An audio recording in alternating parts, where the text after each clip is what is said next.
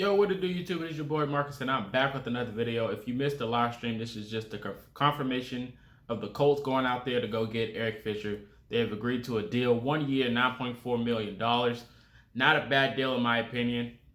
I know Colts fans see differently when they wanted to acquire Charles Leno Jr. Like I said, he was going to visit the Washington football team today, so I guess the Colts made their move and got their left tackle. So we went to go get Eric Fisher, two-time Pro Bowler, Super Bowl champion. Nothing wrong with the move at all. He's coming back off of an injury, so we're going to be getting him maybe after Thanksgiving holiday. So it's nothing wrong with this move, in my opinion. I'm not mad at it, being as though we're probably left tackle where we don't know who the starter is going to be going into next year. Most people say Sam Tevi, some say Will Holding. We generally don't know yet. So the schedule will be released, I believe, on Wednesday. I think that'll give us a better view of who we're going to start. Like I said, this is not a bad deal. Lining him up next with Quentin Nelson. He's going to come into the season a little later than expected. But hey, what's wrong with this move? I don't see a problem. We got Jared Veld here last year, coming out of retirement. Didn't know the plays. Quentin Nelson pitched it in off the snap, and he pretty much played very well. I feel like he can do the same thing with the Pro Bowler and Eric Fisher. Coming off the injury is going to be tough. We all know this. But most people are saying, why would you go get a guy that's coming off an injury when Charles Leno Jr. was available? He's not hurt. But I was thinking at this point, if Charles Leno Jr. gets acquired by the Indianapolis Colts and he gets hurt in the same thing, we're going to be stuck in the same position. Well, most people think because he's not hurt already, it's not going to happen. Injuries happen in the NFL. Nobody's perfect. It's a very tough sport to play, so you're going to get hurt. So for him to be recovering from the injury and getting signed already, I think is a plus for us because we know what we got when he's coming back. He's gonna be a stud, man. He's gonna be pretty good on that offensive line next to Quentin Nelson, Ryan Kelly, Mark, and Braden Smith. I think this is one of the best offensive lines in the NFL, and adding him, you don't lose anything. So I'm not mad at this move. They went out and got a Pro Bowler. He's gonna do a pretty decent job. The blindside help for Carson is there. Now the left tackle position is solved. Most people are talking about go acquire another cornerback now because that is a need. I'm not mad at that at all, and I kind of understand where they're coming from. So most people think we should go get a cornerback out of free agency. There's a bunch of names still available, Richard Sherman being one of them, still out there available in the market.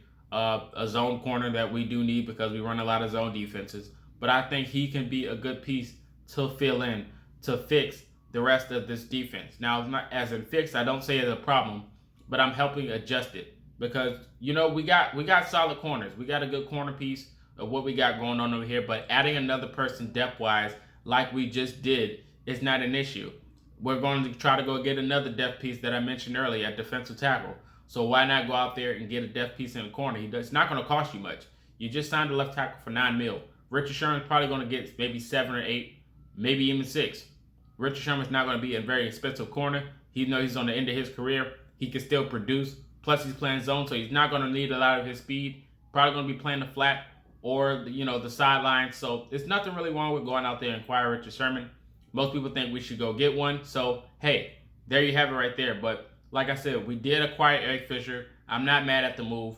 Of course, he's hurt. We get it. But injuries happen, and it's better to take one that's injured now, is going to recover going into the season, than getting hurt in the middle of the season and start from scratch. So in my opinion, we've seen people we acquire get hurt before the season started. Look at Julian Blackmon. He was hurt going into the draft. Coming out of the draft, he was hurt. And then, hey, Hooker went down. He replaced him, and he balled out. So it's pretty much the same thing in my opinion. Injuries is going to happen, but it's just a chess move from Chris Ballard. Most people don't know that we sign our guys.